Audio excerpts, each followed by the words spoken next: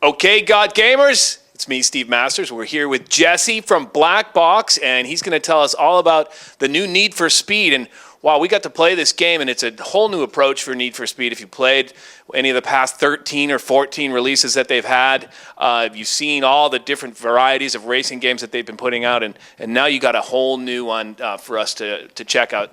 If you were going to explain this game in one brief paragraph, how would you describe it?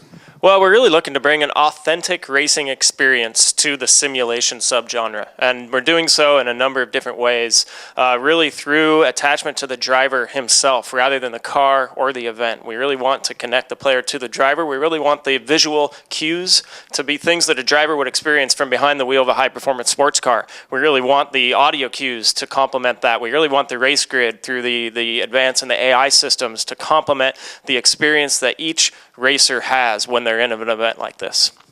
More like a true, realistic racing sim, less arcadey? Well, certainly not a true life sim. I mean, we still want to keep the fun factor really high. We want to make this an accessible, fun game, but the driver experience is something we see lacking in a lot of these sterile, grind-based simulation games. So we really want to keep the fun factor high. We want to make it approachable, but we want that driver experience to be a defining design factor, and we want the player to really start to become connected to the racer, to their car, through the visual customization, both inside and out, as well as to the race grid and the AI that they're racing against, competing against. We really want to keep them engaged in that moment, not just in collecting cars, but in being a race driver. Speaking of cars, I know it's really early in development right now, but can you give us a sort of a scope as to how many licensed vehicles will be available? Just a rough estimate? You know, certainly nothing we're going into detail about today. You can expect the full complement of popular stock cars to be part of the game this year, as well as some surprises as we introduce some firsts for Need for Speed. And that brings me to tracks.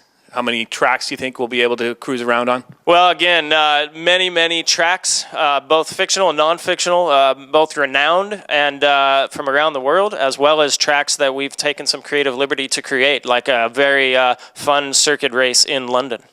Need for Speed Shift will be for the next-gen systems pretty much only? Absolutely. Need for Speed Shift is for PC, PS3, Xbox 360, and PSP. And it comes out sometime in the fall. What about for the Wii? Is it a same release date, completely different game, I heard? Yeah, certainly the Wii, we're focusing on the arcade aspect of the franchise. We really wanted to abstract the arcade from the core experience of Need for Speed, really focus on Wii and DS as a separate experience. And so you can expect Need for Speed Nitro, certainly more news on that coming in the weeks and months to follow. Well, great. I'm looking forward to getting this game, and I know we have to wait a few months, but we'll sure have news on Need for Speed Shift as it becomes available to us. Thanks again for your time. Thank you, guys.